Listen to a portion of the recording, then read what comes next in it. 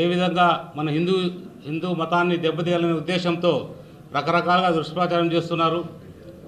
మన మంచి ప్రభుత్వంపై, కూటమి ప్రభుత్వంపై లేని ఆరోపణలన్నీ చేయడానికి ప్రయత్నాలు చేస్తున్నారు. ప్రజలందరూ కూడా అన్నీ గమనిస్తున్నారు. ఎందుకంటే సాక్షాత్ వెంకటేశ్వర స్వామి బొమ్మని చేతిలో పట్టుకొని చెప్పుల కాళ్ళతో పోయిన అసెంబ్లీకి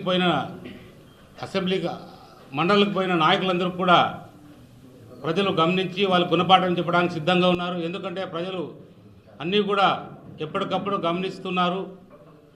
హిందువులపై దాడిని కూడా జగన్మోహన్ రెడ్డి ఏ విధంగా చేశారు మనం అందరూ కూడా గడిచిన కాలాల్లో చూసాం.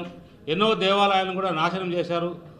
మన మంచి ప్రభుత్వం పైన లేని నింద ఆరోపణలు ఏది కూడా ఆయనకు సబ్జెక్ట్ లేకపోవడం, హిందూ మతం పైన దాడి చేయడం కూడా ఒక భయంకరమైన విషయంగా అందరూ కూడా పరిగణించాలి.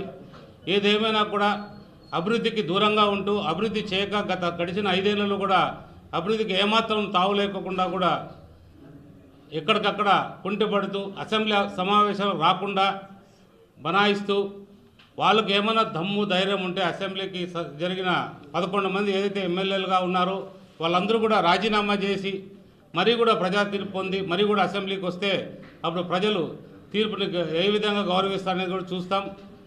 ఇలాంటి జగన్మోహన్ రెడ్డికి ఇప్పుడే కాదు ఇంకెప్పుడు కూడా ప్రభుత్వం ప్రజలు కూడా అవకాశం ఇవ్వరు. ఎందుకంటే ప్రజలు ప్రశాంతంగా హాయిగా అందరూ కూడా ఎవరి పనులు వాళ్ళు చేసుకుంటూ ప్రజలు చంద్రబాబు నాయుడు నాయకత్వంలో పవన్ కళ్యాణ్ గారు, చంద్రబాబు నాయుడు గారు, నరేంద్ర మోడీ గారి నాయకత్వంలో కూటమి ప్రభుత్వం అద్భుతంగా పనిచేస్తుందనేది దేశమే కాదు ప్రపంచం అందరూ కూడా ఎక్కడికి పోయినా కూడా పెట్టుబడులు కావచ్చు రకరకాల ఏదైనా కూడా జరుగుతున్నాయి. అలాంటి ఈ ప్రభుత్వం పైన లేని విధంగా ఏది కూడా అభివృద్ధిలో వాళ్ళు ఎదుర్కోలేక ఈ రకమైన మత ప్రచారాలకి దారితీస్తున్నారు.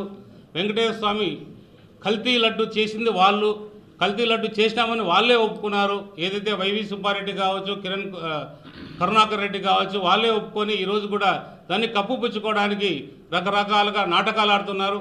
ఈ నాటకాలన్నీ కూడా తిప్పుకోవడానికి మా మంచి ప్రభుత్వం, మా కూటమి ప్రభుత్వం ఎప్పుడు కూడా ఉంటుందనేది కూడా మీ అందరికీ తెలియజేస్తున్నాం.